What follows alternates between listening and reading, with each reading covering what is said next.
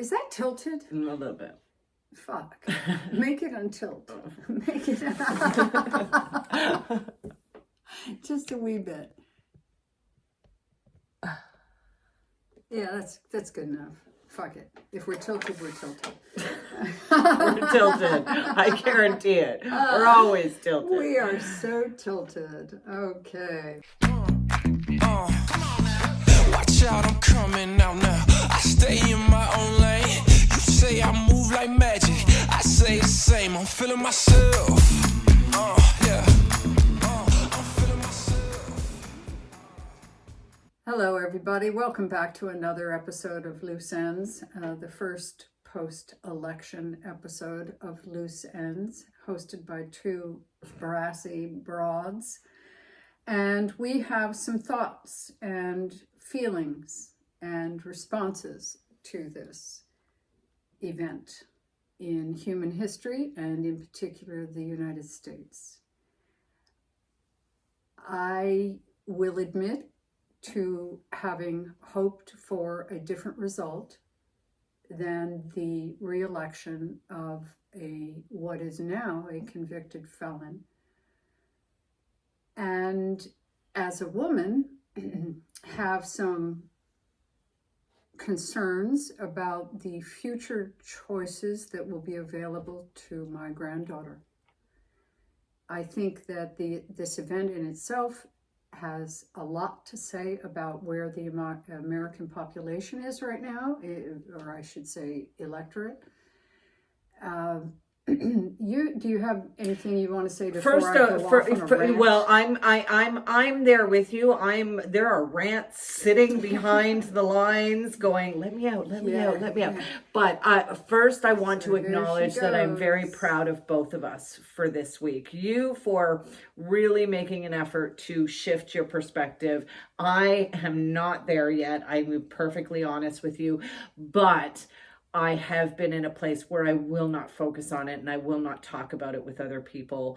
I'm not talking about it at work like I used to. I'm not focused on it. I'm not watching videos. I'm not reading newsreels. So I hope that there is perspective in the distance that I am taking from it. So I'm proud of myself for that distance because I wasn't that way 4 or 5 years ago.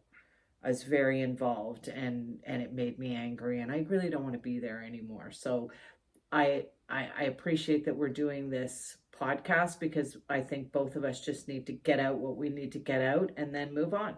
Yeah. So I admit to going to bed. Well, let me preface this by saying, first of all, that I have almost all my voice back. And it has been a full week of croaking. And last weekend, I had no voice on Sunday. So a week ago, yesterday, we're taping this on the Monday, following my return to Canada. After almost 2 weeks with my son and grandchildren for whom I babysat while he and his wife were away enjoying a 10th wedding anniversary trip to Belize, during which it rained the whole time. Oh, that sucks. I know. But like we had, 75, 80 degree weather in North Baltimore. So anyway, I came back tired. I came back sick and I felt it coming on, just a cold. But I also believe at some level that the energy, like a bubbling pot of water before it boils, but on the bottom of the pan appear all these little bubbles. That's how it felt to me being in the United States. And so I made plans to return to Canada on the 4th. The 5th was my birthday. And I only wanted one present. And I didn't get it. So, excuse me. And you went to bed that night hoping. And you were gone to work, and and I went to bed. Where were you? No, I was home with Did you. Go upstairs? No, I watched the election, most of it. I was I know. downstairs. I went back and forth from a movie to the election, and by the time I went to bed, which was around midnight, I cried. Ah. Well, I awakened at 3:30. Because I knew what was happening, and it just didn't seem fathomable. I'm going to be perfectly honest with you. As though the forces of evil and darkness had somehow taken over.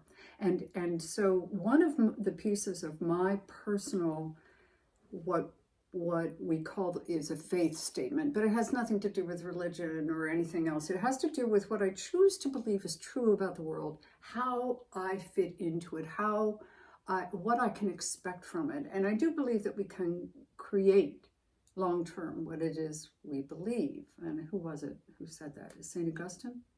Sure. Faith is to believe what we do not yet see.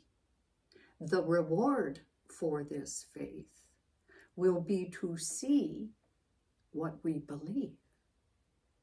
You know? Glass half full, glass half empty, all of this stuff. So anyway, back to the story, and we can get into more, I don't know, thoughts and feelings. I don't know anymore. I woke up at 3:30 in the morning, having tossed and turned and finally given in and saying, oh, fuck it, I'm going to go get a cup of coffee, which I did. And I came back downstairs and there it was, you know, on all the streams that projected winter. And I'm like, this can't be true. This can't be happening. And for 2 hours, I was sort of numb. I will admit to that, as though I had been gut punched and all the wind knocked out of me. At 5:30, unable to express what I was feeling. I couldn't quite, it wasn't just disappointment. It was something bigger. No, because we're accessing a sadness that is collective. And that too, part of the collective. There's a collective, because you, like, as much as this as much as he won, there is still a lot of fucking people and half the fucking country that are devastated by this. Yeah. They're devastated by the consequences of what this means for the Ukraine, for women, for the average Joe. Yeah. Well, the average Joe is going to start to get it. I'm going to come back to that in a second. To finish the story quickly, because I suspect it may have gone viral right now. It's called Keeping Vigil. It's a poem. And a friend of mine who attended Princeton, she was in the very first class of females that went into Princeton back in 71, I guess. 71? Yeah. And a thoughtful woman and a good friend, longtime friend, and an intelligent one. And she sent me this poem that absolutely summed it up. And I encourage listeners to, Google Keeping Vigil. And I read it. It's not a rhyming poem. It's just like 1, 2, 3 run-on sentences. And it's just brilliant. And so anyway, I then shed tears. It finally gave me freedom to cry about this. And the depth of the tears that kept coming and going. And that's what surprised me at different moments throughout the morning. Said to me, mirrored back to me, that this was much more than just disappointment in not having our first female president, in not having just somebody who can put 2 words together and make sense. And this radical, what I call radical right agenda being put into place that's going to have some very long-term repercussions. Okay, so I then, during this whole period, was having texts back and forth with various people. All of us up early, all of us kind of in shock. And one of those voices presented a different point of view that I hadn't really considered. And I'm still chewing on it. and I've got it actually right here. I printed out some of the text without attributing it. It may be helpful, but I don't want to read it right now. But it caused me to take a look at what else was there underneath this, the way I phrased it to my own personal coach. All coaches have coaches. It gave me a hook on which to hang the hat of grief of many previous losses, of many times in my life where I have felt as though the rug has been ripped out from underneath me. Yeah. The gut punch. Yeah. And so during these texts, just to lighten a little bit, this person said something like, he referred to George Carlin's famous quip about when you're born, you get a ticket to the freak show of humanity. Mm-hmm. And that if you're born in the United States, you get a front row seat. But that some of us confuse it, this circus. And we forget we can choose to be on the sidelines and not in the ring. So that's from the perspective this guy was saying what he was saying. And so he just made a reference to it because I had seen that clip, and he made a reference to it and said, I choose to sit on the sidelines. And I'm like, I'm not a sideline sitter. I have always been in the ring. I have always been willing to take the initiative and fight for what I believe in and fight on behalf of other people and what was wrong and justice and this is But what wrong. happens when the fight does go to the high? I know. Like what happens then? And right? so I said, will you at least give me one fucking day to grieve? I need time to assimilate a new point of view that will accommodate a belief structure that says, I believe in the innate goodness of all living creatures. That includes humanity. And guess what? I'm not sure of that anymore. Yeah. Because I'm not sure of that anymore. A preponderance of people have demonstrated that to them integrity, honesty, and in my opinion, character doesn't mean anything. Let alone the disregard of law, but from their point of view, they see someone who is willing to be persecuted, to stand up for the evil machine. Now, I'm not there yet, nor do I think I ever will be. However, I do believe that there is some merit to the notion of, just fucking blow it up, which is where a lot of these people are. Let's just blow it up. And they think Trump can do it. So they send him back there to do it. I don't want to see it blown up. I want to believe idealistically, optimistically, that, I want, what's that song from the 1960s? I'd like to teach the world to sing in perfect harmony. Boo-doo, boo-doo, boop. I'd like to buy the world a Coke. And keep it company. Well, you know what? You're right. Yeah. Well, okay. Here's the thing. And I don't want to give up that idealism. Funny enough that you were. I don't want to give it up, but I need to find a way to rechannel it. See, what? Tell me about it. I'm 100% feminist. 100%. You and Jeanette are humanists. You balance me out because I am radical and I know I'm radical. I haven't thought about it that way. But it sometimes I have to remember or try to remember that, not all men have privilege. Oh, no. Right? No. Not all men have privilege. No. But I do lump men. Ask a young black man right. just walking down the street. Right. But anyway, back to I am a true feminist, and I see the world different. St. Augustine, born in 354, at some point decided to investigate whether animals and women had souls. Well, Okay. he determined that they didn't. Oh, And so from that Well- point on in history, women were then, if they didn't have a soul, if they didn't hold a soul, then therefore they were property. They were property of father, brother, husband. That's the way it went. What my point is that has trickled down into our law system. Our law system, if I am raped, I'm the victim, but it's not a crime against me. Yeah. It's a crime against the your state. body, They've my become, choice. they've, The new slogan. right, Have you seen right. the signs? They have Your become body, my the choice. brother, husband. What the fuck have we decided to become as a society?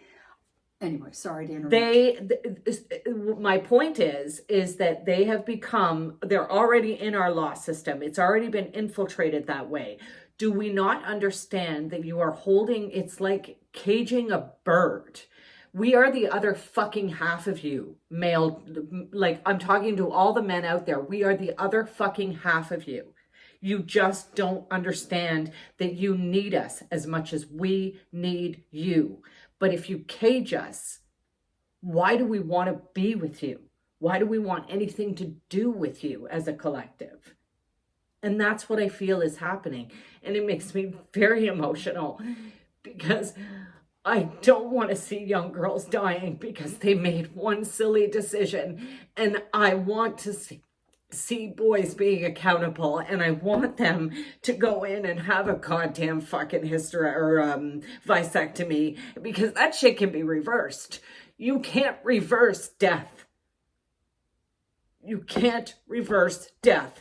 There will be more suicides. There will be less care for pregnant women. There will be less care for domestic violence. There will be less care for women. And that's what is trickling down. And that scares the fuck out of me. 100%. Because I don't know what my future looks like. I don't know what the future of young women look like. And as much as I appreciate a perspective shift, I know only what I know. I know that I've chosen more expensive apartments because they were in safer neighborhoods. I know that I've taken lower paying jobs because they were in safer neighborhoods. I know that there was a difference between traveling the subway and my facial expressions at 8 a.m. to traveling the subway and my facial expressions at 8 p.m. I know as a woman what it's like to feel unsafe in society. And I am so afraid that that's where we're going. And fellas, you know what? You need us. And maybe when these awful things happen to your daughters, that's when you'll wake up. I don't know. I don't know what you think. I don't know if it's logical that you think that the finance of a country and not letting immigrants in is worth the cost of your daughters. Rant over. You have to go get some Kleenex. Excuse me, everyone. Yeah, she's going to go get some Kleenex. I may or may not leave all of this in here, but in the meantime, I was doing so well. I'm sorry.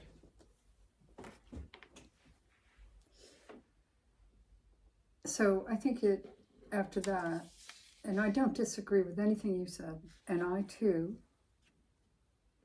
for varying reasons, have less of a fear of dark places. And I include underground parking lots at 1 a.m. coming home from a date.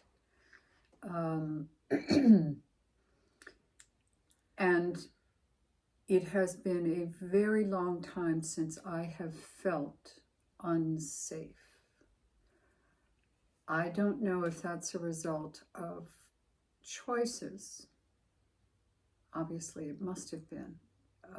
Or if it is a result of a perspective. and it is. I think it's both. It's a peripheral kind of belief that I'm protected. Because yes, At this point in my development, and I am agree with protected you. from that as a learning mechanism, which is what, on a spiritual level, it could be construed to be. And this is where I'm going, because I think it's a difficult reach for most people, and has been for the last, what is today, Monday. Wednesday I grieved.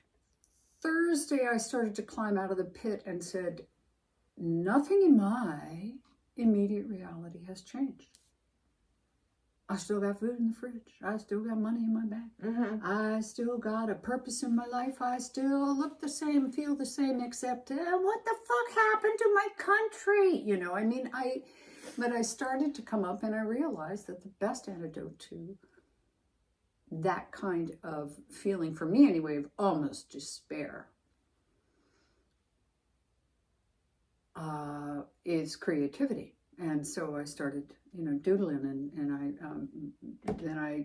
I agree with you because like I said, I can't dive into this rabbit hole because it's not healthy for me, and I recognize that. So I am not reading articles, I'm not watching videos, I am not focused on it. And like I said, after this, I plan to move on and not do that because I have. Well, this is a completionary thing, I think, for us, for the world now, and we're looking at it. I'm looking at it from this, global thing, and you're looking at it from the feminine thing, and then this person was looking at it strictly from a political thing, a national political thing, as opposed to separating the emotion from it. And I get that, but I just unfortunately am not there because.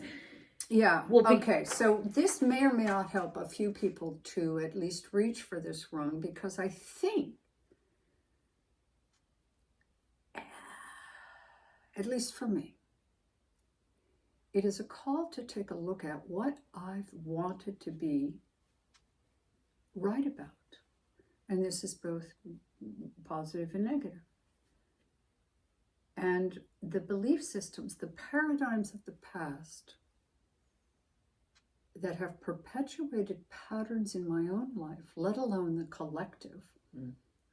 I am, though not entitled with money, I was entitled with education, contacts, environment. I was white, female, and daughter of a man that held some credibility in the community And respect. Right. Yeah. And so there was a certain protection. I've always felt that. That didn't protect me from individual events, being cornered in a stairwell. Right. Right. I still wonder how I got out of that, but I'm good with my mouth in terms of, oh shit, that sounded violent. I actually, for a moment, did she just say that? Let me clarify. I talked my way out of it. That's so great. But anyway, on to, so we've got to find the funny, and I know it's hard to find, but part of sitting on the sideline and taking notes and watching and observing is divorcing the emotion from it and thinking that it is your responsibility to get in the ring and ring, R-I-N-G, and ring yourself, W-R-I-N-G, into a little pool of melted tears. So he wrote this, and again, unattributed, and I must say to the listener, this is someone I've known for a while and have great respect for, and know to be well informed. Okay? He wrote, while sad to see, in my humble opinion, Americans voted based on the economy. People are tired of choosing between gas and groceries. Those that watched their savings dwindle over the last 4 years could still afford to vote based on morality. But that's a minority of the population. The majority of the population doesn't have any savings. They live month to month. They can't take another year of inflation. When forced between choosing bread or a bed, people don't give a fuck about moral high ground. The Democrats drastically underestimated this sentiment, not surprisingly. They have held the White House 12 of the past 16 years.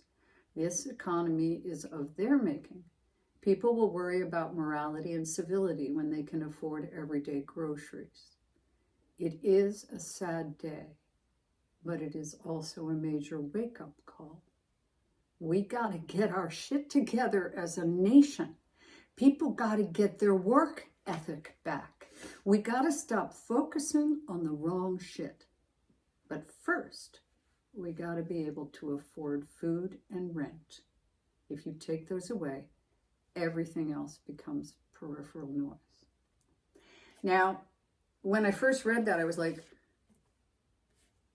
how can you even say that? You know? I mean, based on what you just said. And there were women all over the world crying. And how can he get that? He's not a woman.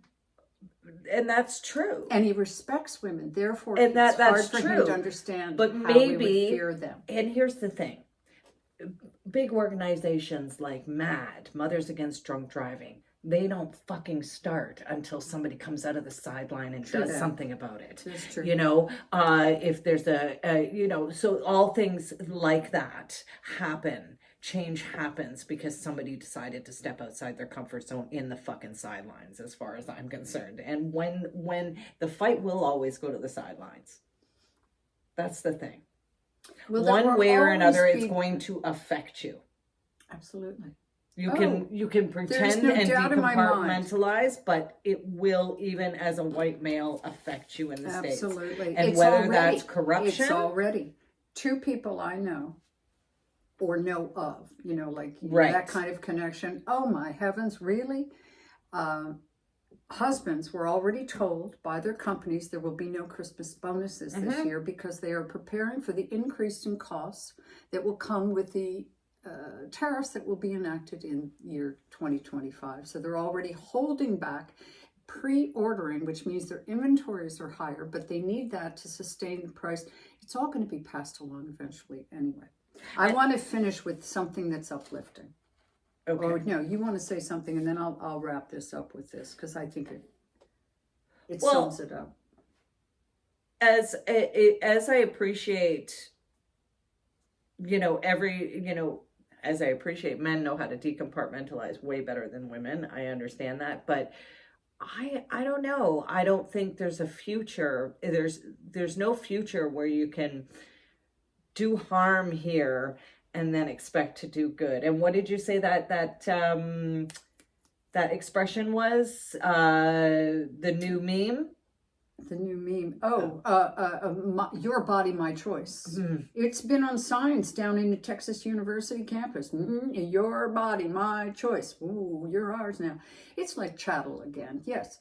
Yeah. No, it's going to be used. Yeah. And I mean, but imagine. But I'm a childless cat lady, so what does it matter? And as am I. But these are the generations, and I'd like to know that we're leaving behind us evolving. This is devolving. Yes. So, to finish up, this person walks the talk, in my opinion, most of the time. And he said, because I responded to, I'm only reading a portion of what he wrote. I responded, at one point with, I feel as though my default position in life, and a dearly held belief, is that optimism and hopefulness are good things, and that they pay off in the long run, and that they are worth the weight of holding them up when everything around you wants to suck them away. And so that was kind of the perspective I was coming from. That gut punch. Mm-hmm.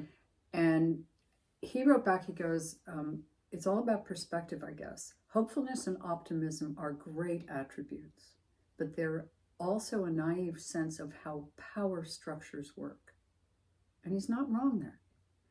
But I hate the fact that he is right? They want us to be hopeful and optimistic while both sides And he's referring, of course, to the U.S. political situation with Republicans and Democrats. Pull levers behind the curtains. After COVID, I realized there isn't really a good side or a bad side anymore, and frankly, never was. There are just two bad sides, and each do their best to masquerade as a good side. The real good side is just normal life and normal people working together to get through the day. This is how the country actually works. Politics is inherently evil. Presidents come and go. Houses and Senate swap hands, and the slow gears of history continue to turn. Remove your emotions from it. Accept it for what it is, a false sense of reality, and it becomes much easier to watch it unfold, like Carlin said. And then he said, hopefully, he goes, sorry for the rant. I know this does nothing to solve the immediate pain and despair. At least, he was honoring where I was too. But hopefully it grants you some long-term relief, because this is how all election cycles will look moving forward. You can buckle up and hold on for dear life, or get out of the car and watch the race from the sidelines. I like the sidelines. And then he finishes with my final words. Make art, smoke weed, be nice to your neighbors, and hold the door open for people. That's how we change shit, not hanging our hats on false prophets. Well, and I will agree with that. I will agree with that because, well, to a point, right wing, left wing, same fucking bird. The whole government. That's what he's saying. We had this conversation the other day. It's not just the United States government that's broken. My government's broken as well. We all have our issues. Yeah. And collectively it is about just being kind to one another, in my opinion. That's how we live in society well. And clearing out the clutter of our own crap internally. I think it's a little difficult to accept in others what we have yet to accept in ourselves. And part of this shift that I don't want to say has occurred, indicating that it's finished somehow, but rather that it is in process, and certainly in a very different viewpoint on this Monday, 5-6 days later, includes this idea of maybe, just maybe, short-term setbacks do evoke longer-term gains. And so my hopefulness, my optimism wants to hang on to that. Yeah. And that's just a choice. So I choose to hang on to that and accept the fact that there are, and this is a fact based on numbers. Everybody wants to talk about numbers as being the best determinators of what's real, what isn't. Is it black and white? Is it in the numbers? Well, based on numbers, the preponderance of people in the United States of America, we say euphemistically, chose fear over love. But what does that mean? What it means is that the preponderance of people are vibrating, have a frequency, we've talked about this before, of under 200. And therefore change is impossible. And it requires those of us who choose this path to find ways to stay above that. And they say above the fray. Well, here's fear. Anger is at 150, fear is at 100. What do fascist governments, when they come in, use? Fear and anger. And they also sell you, and this is just a piece I want to include in this. They sell you certainty. They sell you certainty in a box. If you put your ballot for me and you say, and this is assuming, of course, that it's a democracy, Trump sold fear, which creates anger, which vibrates higher than fear. Mm-hmm. So here's how I will get rid of your fear I will be the vocal point, I will vocalize your anger, feed it back to you, feed the fire, so to speak, and I will sell you the certainty that I can fix it all.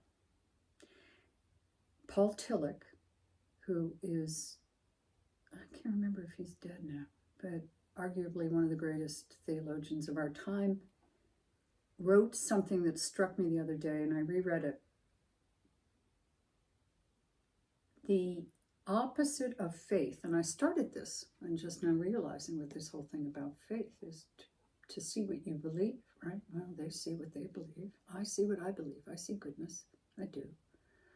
It's harder to find sometimes, but I can make it. He said, the opposite of faith is not doubt, which is what most of us have been taught. The opposite of faith, he said, is certainty. Think about that. Well, yeah, because that I don't necessarily want everything written in stone. Like you can't. There's certain things you can't be. But you can't be certain about a lot of things. No, I know. Clearly, we didn't necessarily think we were certain, but I really thought she had a chance, bigger chance than it turned out that she did. And we're not even going down the conspiracy. No, because then we just sound like them. Yeah. And that if that's the case, that's what they wanted. Right? Go. They got exactly what they wanted. Well, do you have any final thoughts on this? I've just about finished what I wanted to say, quite frankly. I hope that most of us, if you're as disappointed in the results of this election as I was, as Val was, if you went through the same sense of loss,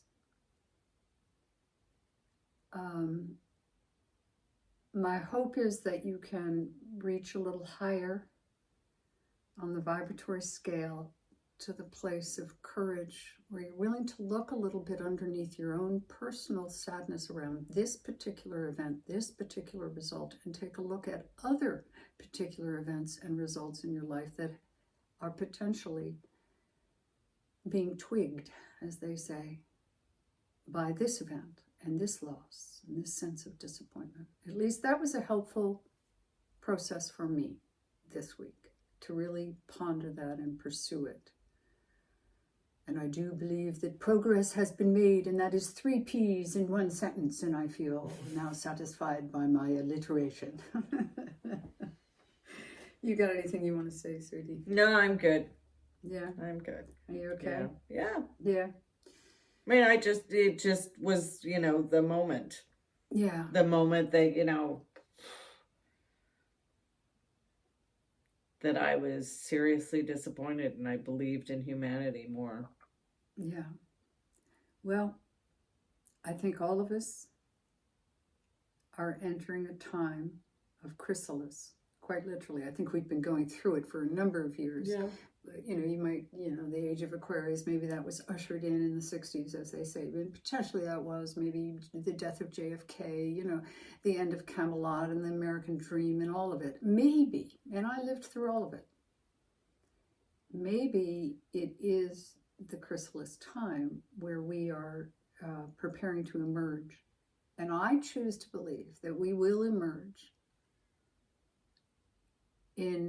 as cymatics proves to us, the study of the effects of sound and vibration on matter.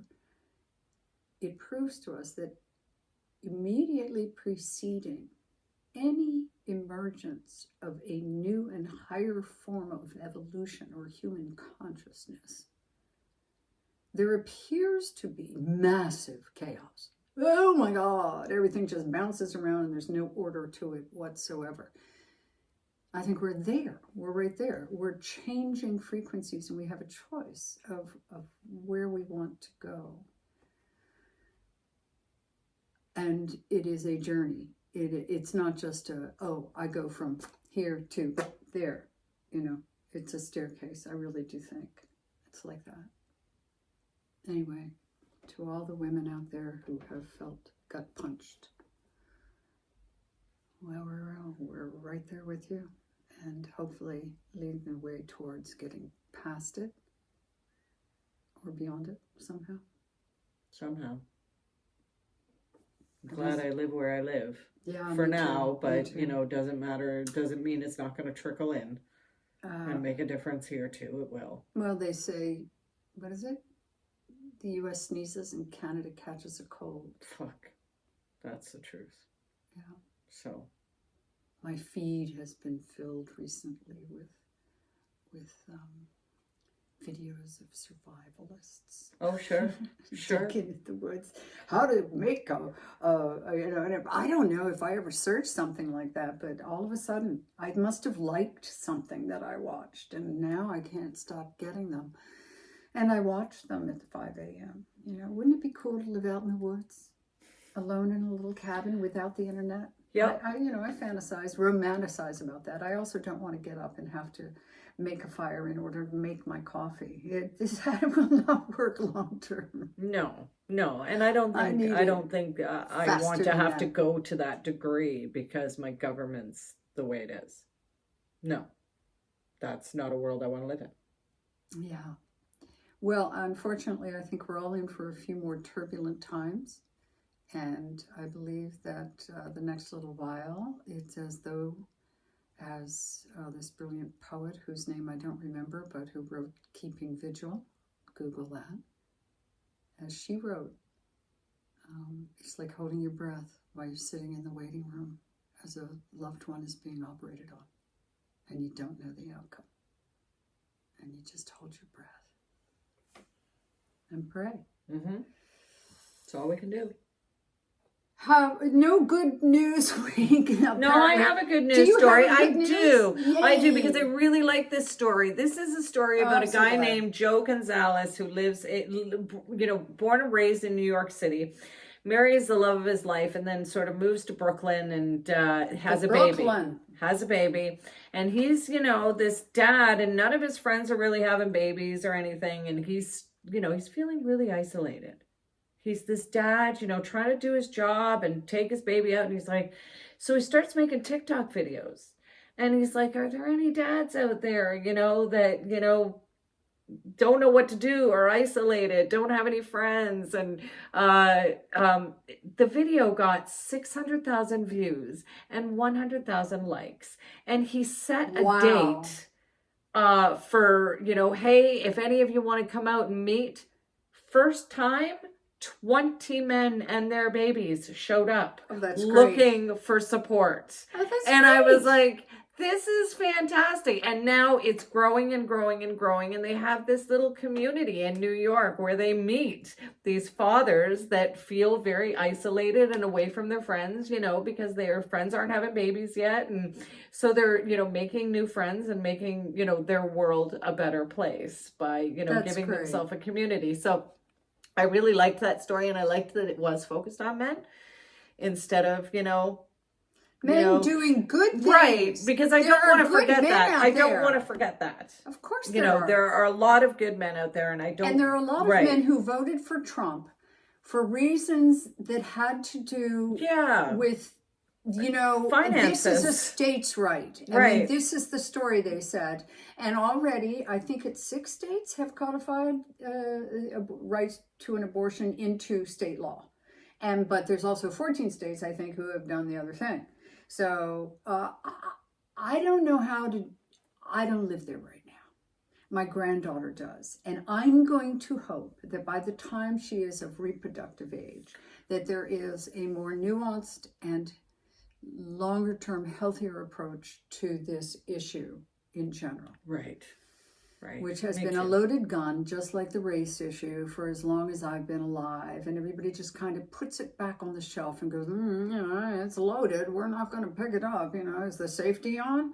Well, and that's what I truly loved about Canada, because, in 2018, I remember, maybe it was like 20 or 19, Scheer was trying to do the same thing. He was the conservative leader here in Canada. Okay. And his whole party just went, no, fuck you. We're shutting you down. We made that decision 25 years ago. We're not going backwards. And just shut him down because he wanted to put it on his platform. And they were like, no, No, we're going Well, that forward. gives me hope. So that gave me hope. And you know what? That's going to be the reality. Women are going to cross the border just to get a fucking abortion. Do you and they're know going to do it here. that the number one Googled topic, subject, whatever, the day after the election was How to get into Canada. how to emigrate to Canada. Immigrate, I guess. Yeah. Is immigrate to Canada. And it spiked. It was like 5,000% higher than normal. And wouldn't you Yeah, know well, it, of we've course just it put is. some tight guidelines on it. I mean, there are an awful lot of celebrities who said, if he gets elected, I'm moving. And all these right-wingers are now saying, okay, prove it, move. We won't miss you.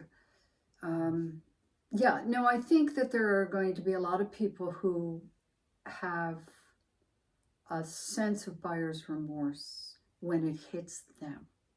And it will hit them, for example, Trump does not have the power to make eggs go back to 19, or to go back to whatever price they used to be. Right. I don't buy eggs, so I don't know. But Right. a loaf of bread, a gallon of milk. He does not have that Power. That power. Yeah. And so people are looking for gas and groceries, but I think It's they're gonna happening see that everywhere. It's not magic wand time. And it's also happening everywhere. It's happening in Canada. It's happening in Europe. It's happening everywhere. And it started during COVID. It's a lot of companies just got right and fucking greedy. That's all. There's no other explanation for it other than we can fucking charge it and we will. So we will. Yes. And I know that's happened to a couple of grocery chains here, but anyway. So We're gonna Another wrap this conversation, one up. but That's COVID and the aftermath and what ushered in this time of grievous discontent as evidenced by the results of this election Yes. are an invitation for all of us to take a deeper look within. God, I hate that broken record, and I hope someday it's a fucking opportunity for everyone else to take a look. No, I'd like to be able to look at back on this themselves. and say, well, this was necessary to get to where we want to be. I still want Trump to get put in jail. I still want him to get, it's like... But it's not going to happen. I know. And here's the crazy thing, because I go out sometimes into outer space and I know. think, well, what about Diddy? If Diddy gets charged, will Trump pardon him? Well, I can't imagine he'd be that stupid, but But why hey, not? stupid. You want to talk stupid? Yeah. Elon Musk is on a video going, no, when Trump gets in, he's going to release Epstein's list. Why would he do that? He's probably fucking on it. Like that's what we're talking about. We're not talking about intelligence or facts. I mean, this man is a billionaire and he can't fucking hire somebody to get the right facts. I think he's gone a little over the edge, and I do think that there is a ketamine and etc. problem. I think you're probably right about that. I think he jumps around a little bit too much. All right, everyone. Thanks for coming. Thanks for watching. We appreciate your time. Yes. Have a great week. Bye-bye. Bye.